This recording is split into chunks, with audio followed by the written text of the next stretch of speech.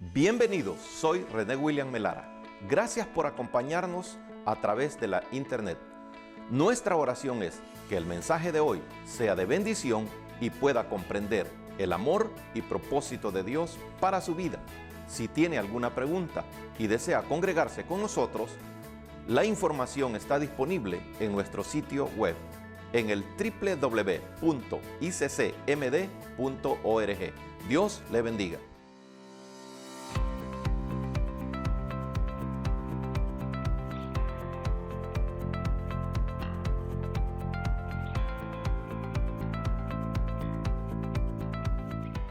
Libro de los Salmos, capítulo 37 y versículo 4.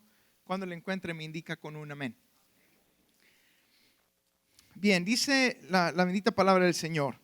Deleítate a sí mismo en Jehová y Él te concederá las peticiones de tu corazón. Una vez más, deleítate a sí mismo en Jehová y Él te concederá las peticiones de tu corazón. Vamos a orar. Padre, te damos gracias en esta mañana, Señor, por la bendición que nos das de poder estar reunidos.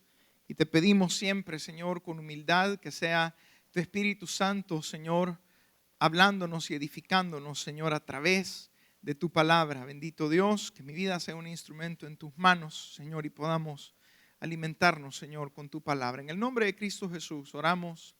Amén. Ana era una niña muy simpática y al igual que el resto de las niñas, le gustaba jugar con sus muñecas, vistiéndolas, dándoles de comer, poniéndolas a dormir. En fin, cuidaba de ellas como que si fueran sus hijas. Mientras crecía, Ana mostraba mucha iniciativa ayudando a sus padres en los quehaceres del hogar y era también una muy buena estudiante. Sus maestros la apreciaban muchísimo.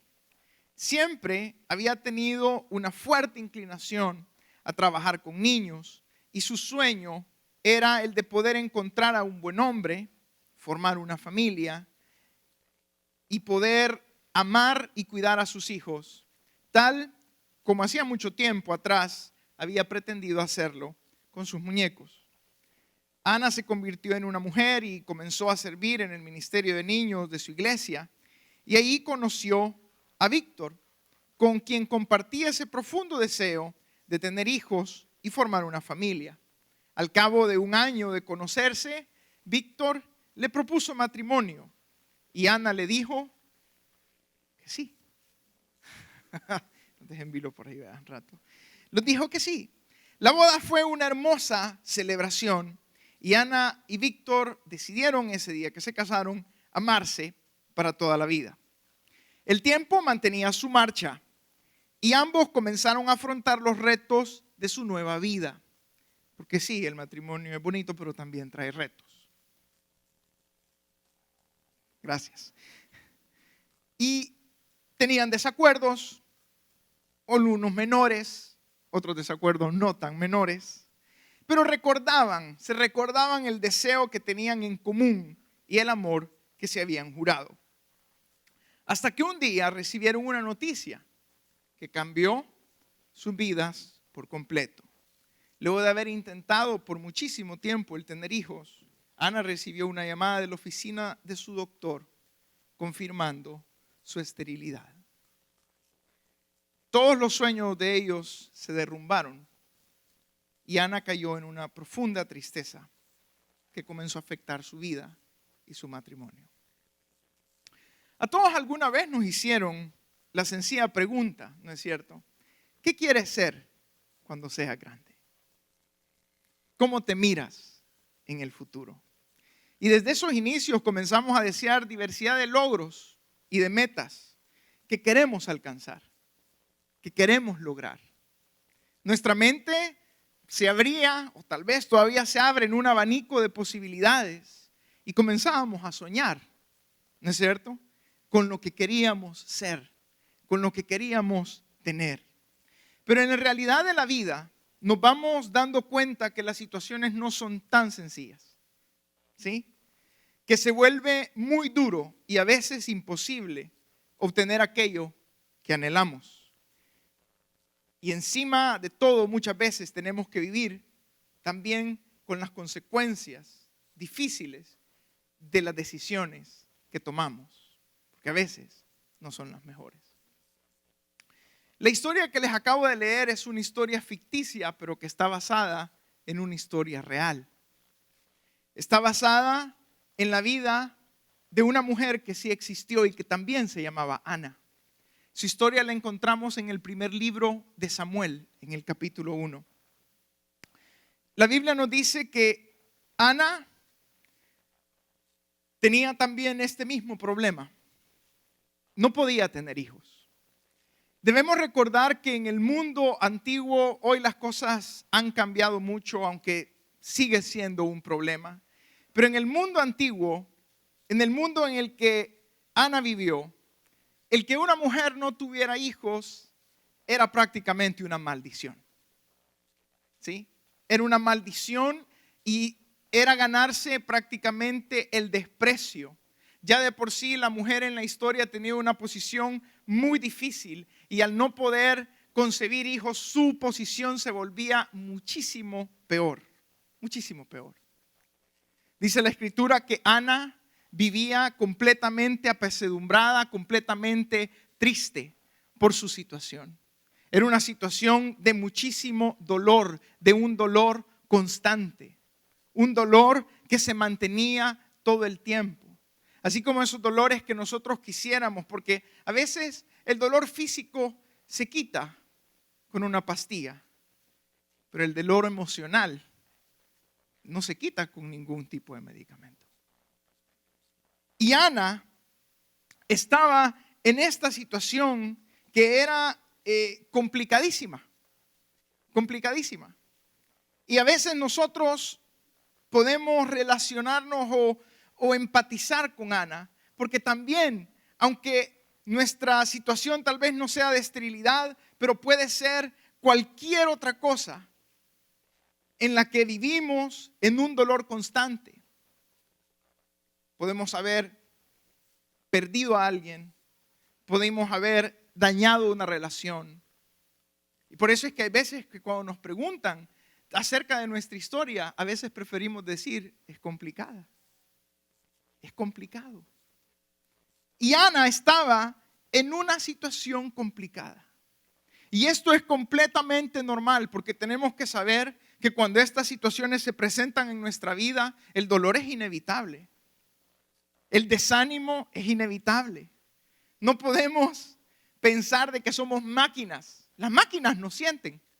Usted puede ir ahora y pegarle una patada a su carro si quiere. Sí, si medio le hizo al final del culto y el carro, pues ahí va a estar. No va a sentir dolor, no va a sentir ningún tipo de emoción. Pero usted y yo somos humanos y sentimos y nos duele. Y al igual que Ana, nuestra Ana de la Biblia, ella pudo haber tenido muchísimas expectativas, pero la vida no siempre va tan bien como nosotros queremos que vaya.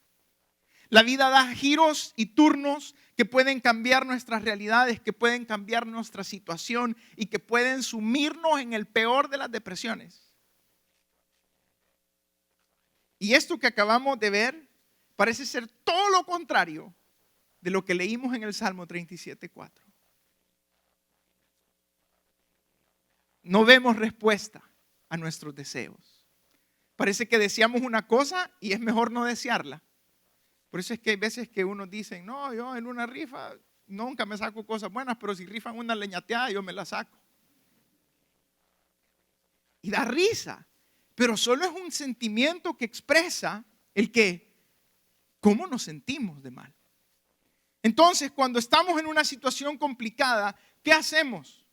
¿Qué hacemos cuando nos vemos en una situación de constante dolor, de constante dificultad, de constante aflicción? Porque así era como Ana se sentía.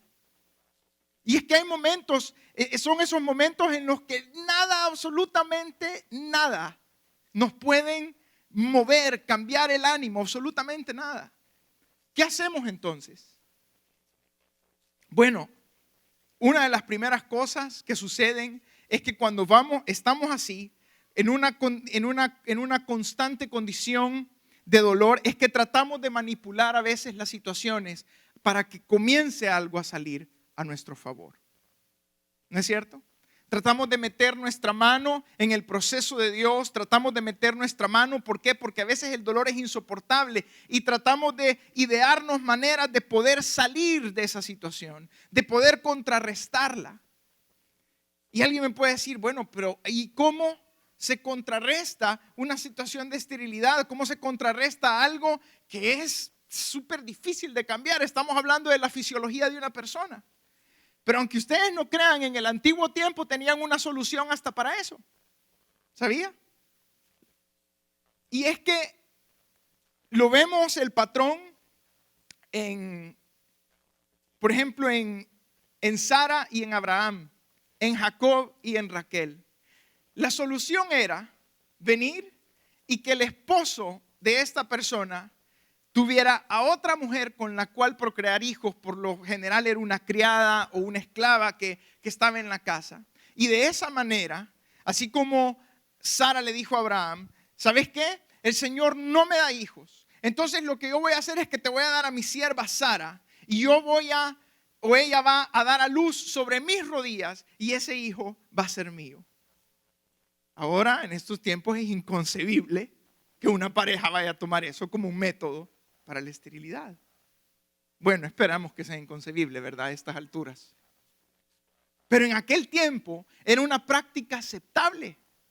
Lo hizo Abraham con Sara, lo hizo Jacob con Raquel. Pero esto no es nada más que querer manipular nuestra situación y querer decir, no es cierto, las cosas nunca me van a salir bien, yo tengo que hacer algo por mi propia cuenta para arreglar esto, para salir de esto. ¿Y qué sucedió? ¿Qué aprendimos de estos casos en la Escritura? ¿Todo fue color de rosa? ¿Todo salió bien?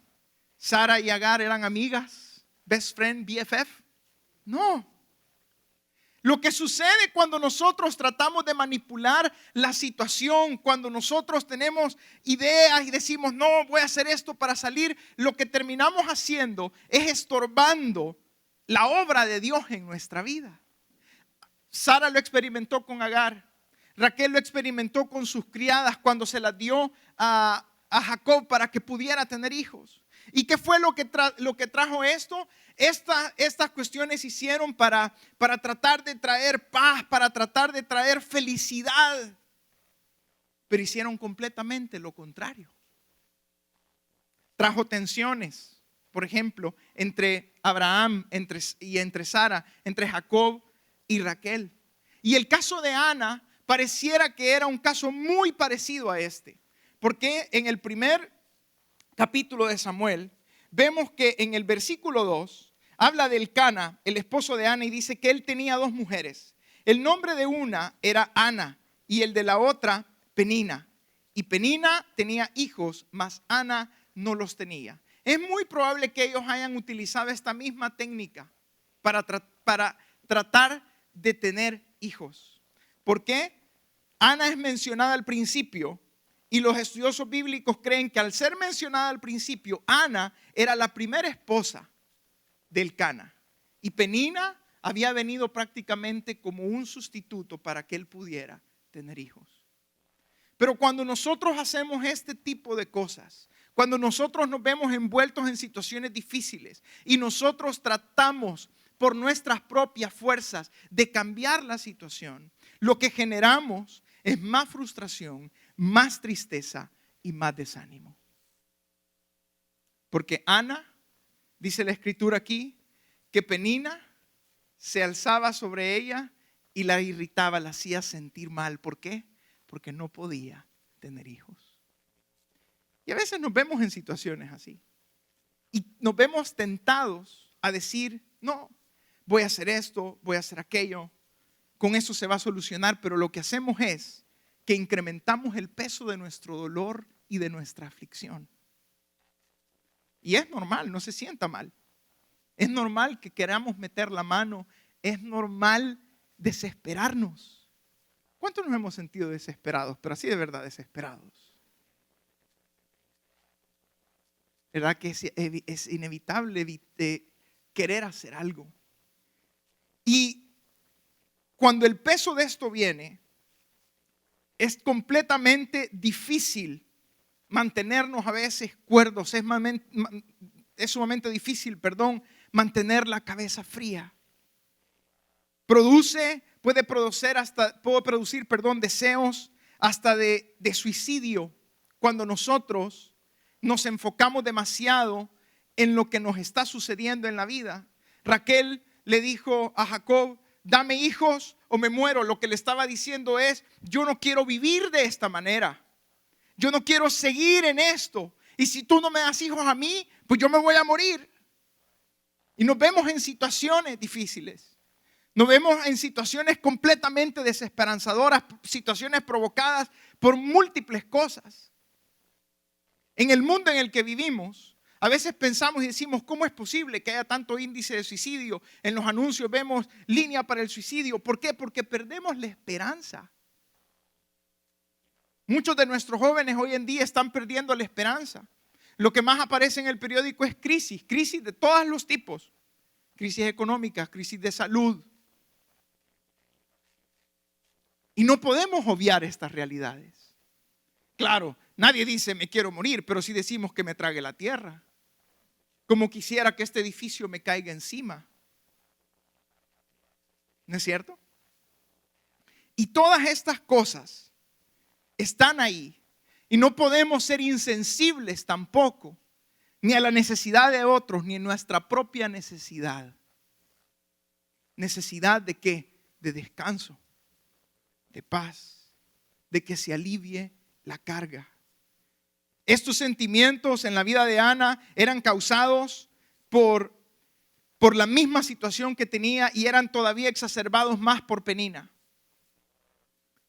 Y Penina había venido a ser esta esposa sustituta para tener hijos, pero para Elcana. Pero el versículo 6 es bien clave de 1 Samuel 1:6, dice: y su rival la irritaba, enojándola y entristeciéndola, porque Jehová no le había concedido tener hijos. La Biblia utiliza aquí esta palabra que dice: y su rival. Esta palabra viene de la misma raíz de la palabra adversario, que es en hebreo tsar. ¿Sabe quién dice la Biblia que es nuestro adversario? Satanás. Y aquí lamentablemente Penina se vuelve un tipo, no porque ella fuera el enemigo, pero se dejaba utilizar por el enemigo. Y la irritaba. Es exactamente lo que el enemigo hace en nuestra vida. El enemigo mira estas vulnerabilidades, mira lo que nos ha sucedido y encima trae todas las malas decisiones que podamos haber tomado, ¿y qué pasa? Nos irrita, ¿sí? Pone el dedo en la llaga, nos señala.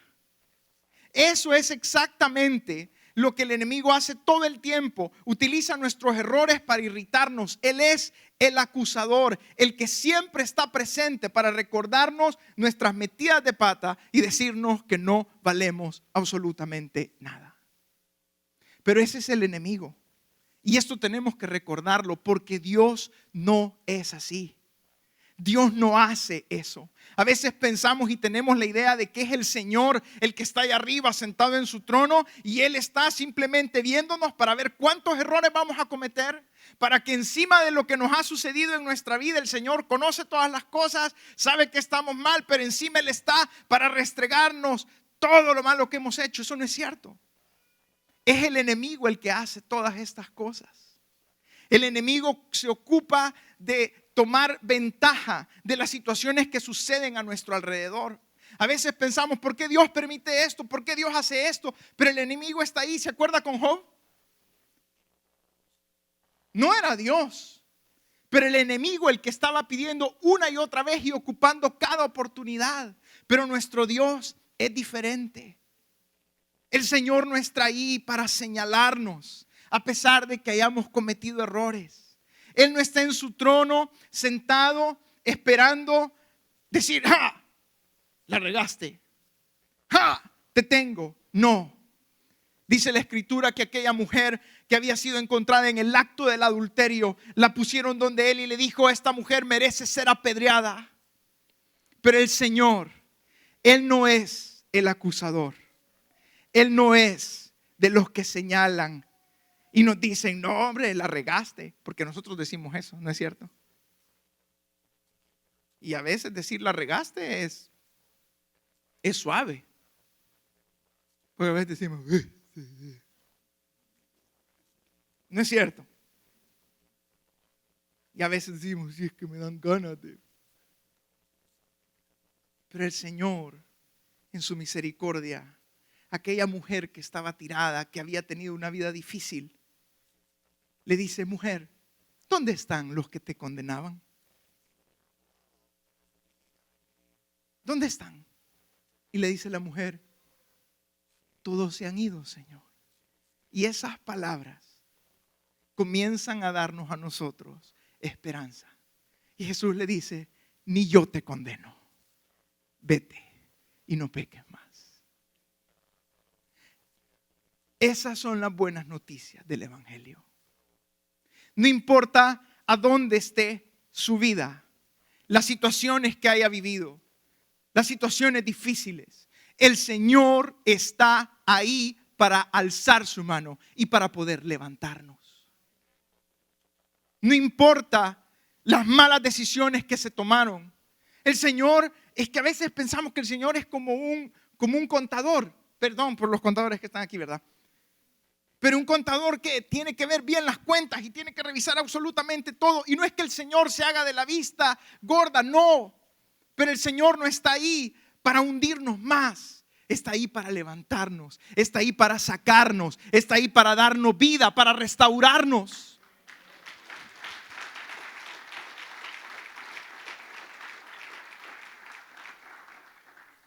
¿Qué hacer entonces?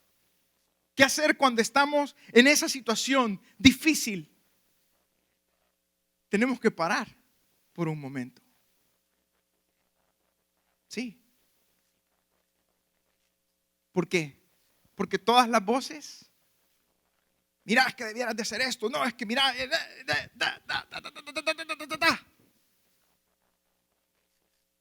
Y el mundo dice esto y el mundo dice aquí y allá. No, tenemos que parar.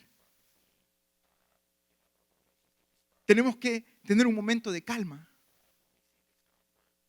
Fíjese que yo me acuerdo bien cuando mi mamá me fue a dejar al kinder. Me acuerdo súper bien. Era una cantada de llantos de niños el primer día. Yo iba llorando también. De verdad, iba llorando.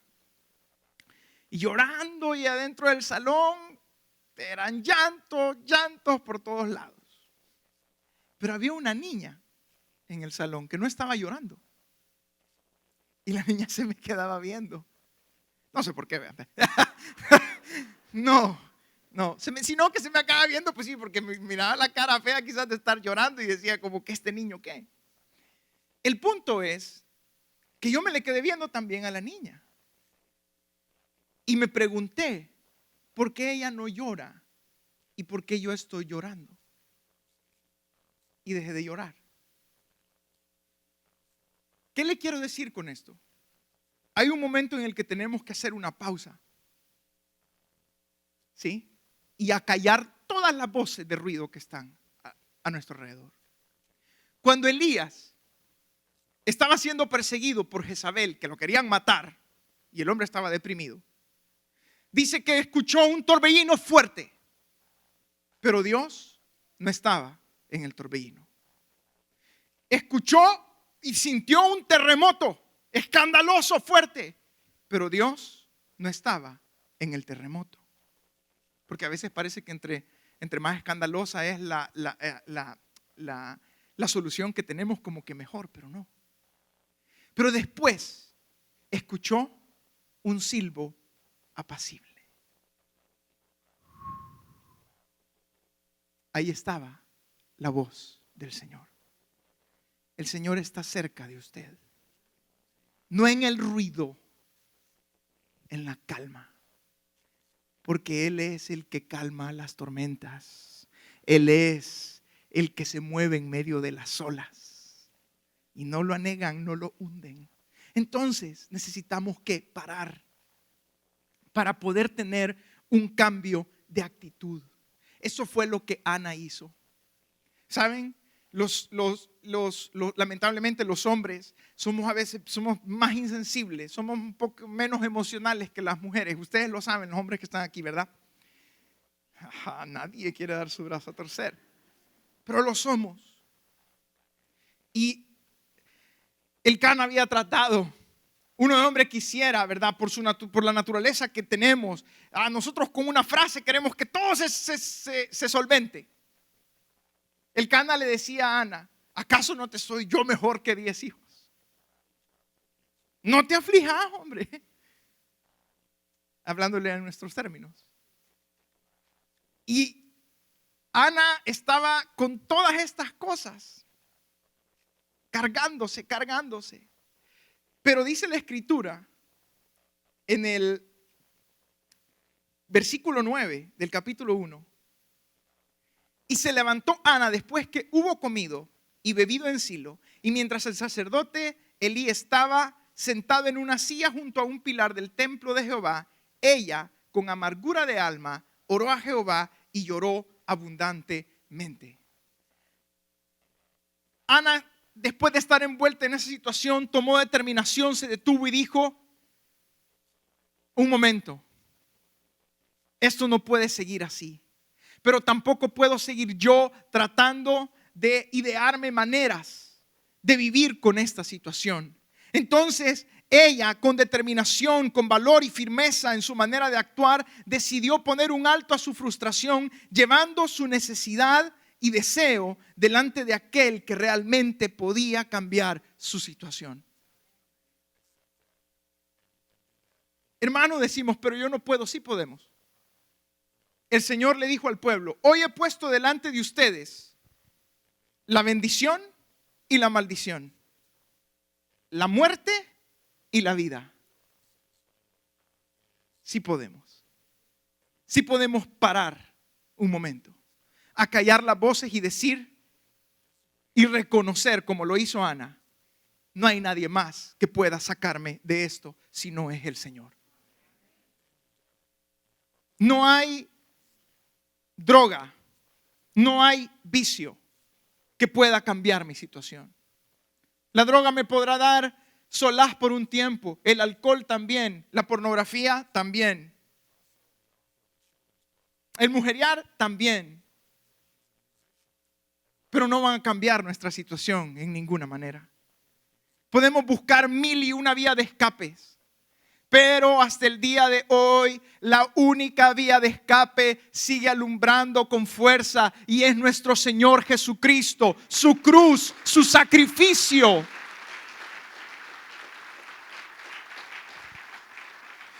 Ana se dio cuenta de que habían pasado situaciones muy difíciles, muy adversas, pero dijo: ha llegado el tiempo de que ponga mi petición a los pies de quien realmente puede hacer la diferencia. Y eso es lo que nosotros nos vemos invitados a hacer en esta mañana. Ana fue, dice la Escritura, con amargura de corazón. ¿Sabe? Ana no iba pretendiendo ser alguien feliz. A veces los creyentes se nos mete porque: hermano, ¿y cómo está? Bendecido, prosperado y en victoria. Y por dentro nos andamos cayendo. Por dentro estamos completamente hechos pedazos. Pues sepa algo: al Señor podemos venir tal y como somos. No tenemos que cubrirnos ni con la mascarilla, el tapabocas, ni con otra mascarilla encima. Él conoce nuestro dolor, conoce nuestras derrotas, nuestras debilidades, y podemos venir con Él enojados, amargados. Preferible venir y estar en la presencia de Dios amargado que no estar en la presencia del Señor. Hay espacio para cualquiera sea nuestra necesidad, cualquiera sea nuestra petición. Hay espacio en la casa del Señor. Hay espacio delante de su trono.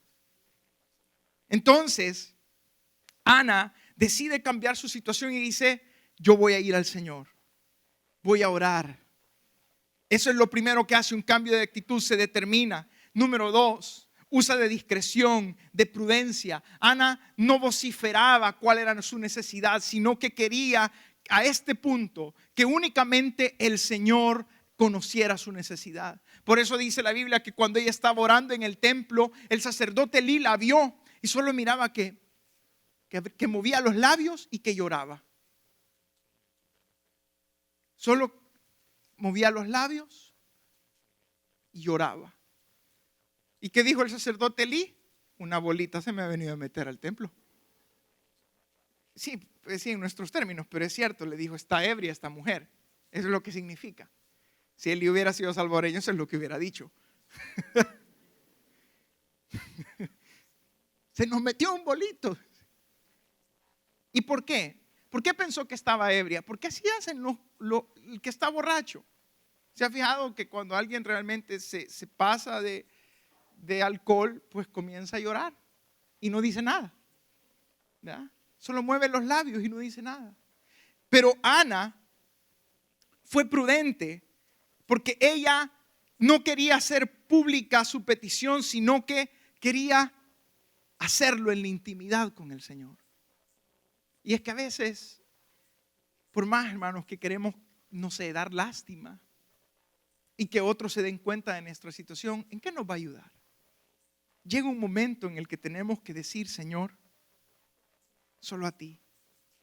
Por eso dijo Jesús, y cuando ores, entra en tu cuarto y cierra la puerta y ora a tu Padre que está en lo secreto. Y tu Padre que ve en lo secreto te recompensará. Eso es lo que el Señor anhela que nosotros hagamos. Y amado hermano, yo se lo puedo decir por experiencia. No hay mejor momento, no hay mejor sensación, no hay mejor satisfacción que cuando venimos y nos acercamos al Señor con humildad, con sencillez y le decimos, no puedo más. No puedo más, ni siquiera quiero creer en ti, ni siquiera quiero seguir haciendo esto. Porque ahí es donde el Señor nos escucha. Amén. Ahí es donde el Señor nos escucha. Y Ana de manera muy prudente le dijo al sacerdote, no me tengas por una mujer impía, no me tengas por una mujer mala, porque he derramado mi alma delante del Señor. Fíjense qué bonita la respuesta de Ana. Qué bien que nosotros respondiéramos así. Pero a veces que a nosotros no nos dicen nada aquí, sino que una mala mirada, el hermano no nos dio la mano y ya no quiero ir a la iglesia. Si a nosotros nos dicen lo que le dijeron a Ana, no volvemos a poner un pie en este lugar. Porque también a veces la gente puede juzgar. Y usted y yo sabemos que aún nosotros a veces juzgamos rápidamente, ¿no es cierto? Juzgamos rápidamente, aunque no digamos amén. Uy, ya viste, si somos así. Pero el único que no juzga de esa manera, sino que dice la Escritura que su juicio es verdadero, es el Señor, a la presencia de quien hemos llegado y quien nos ha acogido. Somos hermanos aquí, a veces cometemos errores, nos hablamos mal, nos peleamos, así como mis niños hacen lo mismo. Y aquí hay otros hermanos que veo que también han de hacer lo mismo. Pero aquí estamos. No porque usted y yo seamos perfectos, ni porque en alguno de nosotros deba ser puesta la mirada. Estamos aquí haciendo caso a lo que dice Hebreos, puestos los ojos en Jesús, el autor y consumador de la fe.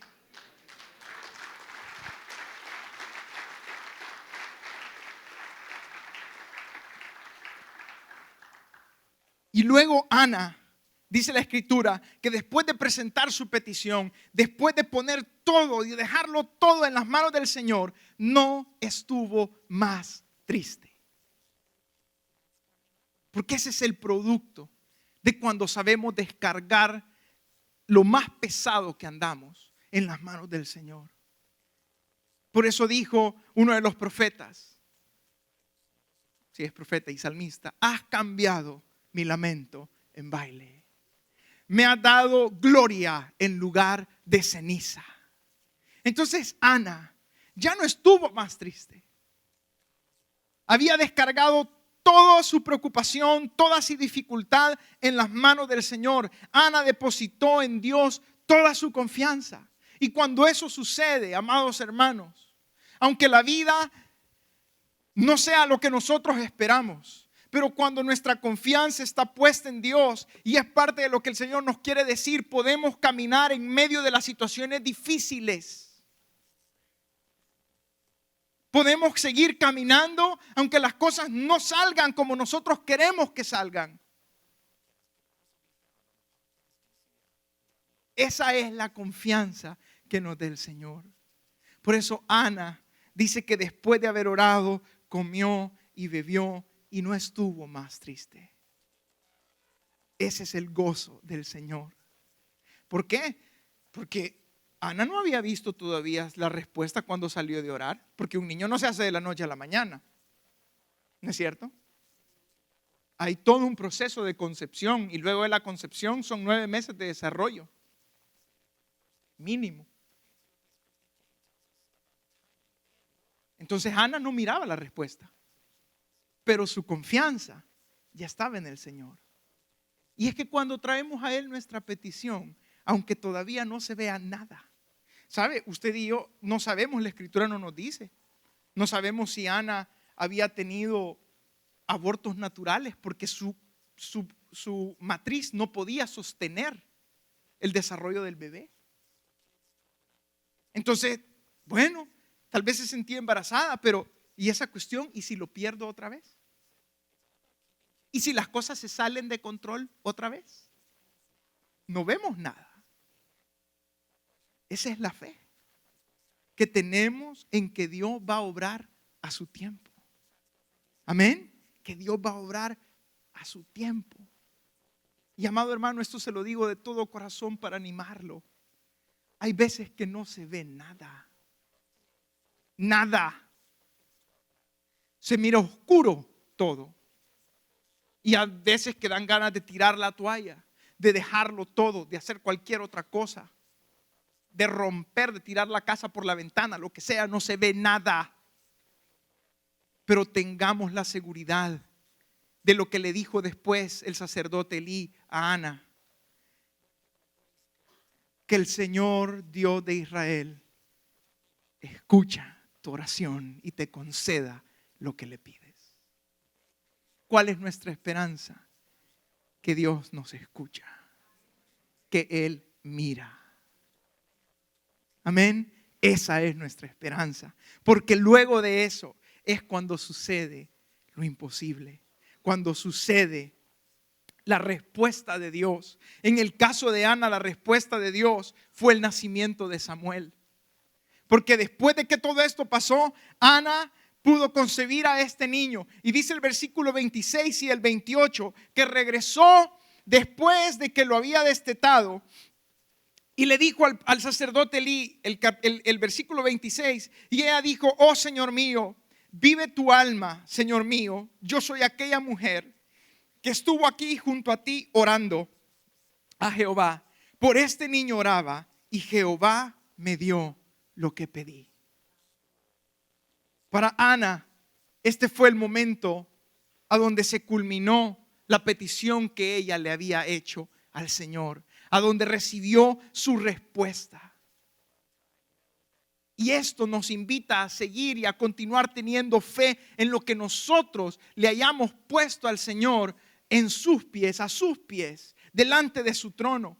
Porque cuando el Señor responde la petición de Ana, lo que realmente el Señor hace no es simplemente darle un niño, es redimir y rescatar toda su vida. Ana pensaba que había sido destinada realmente para vivir la peor de las vergüenzas que una mujer podía vivir en su tiempo. Pero el Señor rescata su vida del pasado, de su pasado, porque no lo borró, pero lo redimió. A veces nosotros quisiéramos que el Señor borrara todo nuestro pasado, pero el pasado únicamente está ahí para mostrarnos la grandeza de lo que Dios ha hecho con nosotros.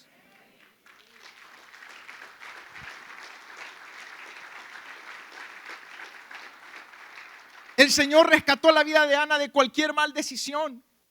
Porque a veces también pensamos, la regó y toda su vida por las malas decisiones, pero el Señor puede rescatarnos aún de nuestros errores. El Señor rescató la vida de Ana del pesado yugo que llevaba. Sabía que en el versículo 15, cuando Ana le dice a Elí, no, Señor mío, yo soy una mujer atribulada de espíritu. La palabra que se utiliza aquí para atribulada de espíritu es kashá, que en el hebreo es una palabra que se utiliza en la agricultura y que significa, un yugo pesado. Lo que Ana le estaba diciendo es: soy una mujer que carga un pesado yugo sobre su cuello, sobre sus hombros. Un yugo de vergüenza, un yugo de aflicción, un yugo de impotencia. Pero el Señor la redimió también de eso. Quitó su yugo pesado y lo rompió. Por eso, de la misma manera, nuestro Señor Jesús quiere quitar el pesado yugo que podamos estar cargando. Por eso en Mateo 11, 28 al 30 dice: venid a mí todos los que estáis cargados y trabajados, y yo os haré descansar. Llevad mi yugo sobre vosotros, porque mi yugo es fácil y ligera mi carga. ¿Está usted cansado? ¿Está usted abatido? El Señor lo llama. Trae tu petición delante de mí. Trae tu problema. Trae tu situación. Eso es lo que el Señor desea hacer en nuestra vida hoy. No importa qué complicado pueda ser nuestro pasado o nuestra condición actual, los problemas que podamos estar pasando, el Señor desea que vengamos a Él y confiemos en Él para que se haga realidad ese versículo: deleítate a sí mismo en Jehová y Él te concederá las peticiones de tu corazón. La paz que anhelamos, el descanso que necesitamos, podemos encontrarlo en Cristo Jesús. Confiamos que el mensaje de hoy haya sido de bendición para su vida. Si tiene alguna pregunta o desea información de nuestras actividades y cultos, visite nuestro sitio web en el www.iccmd.org. Muchas bendiciones.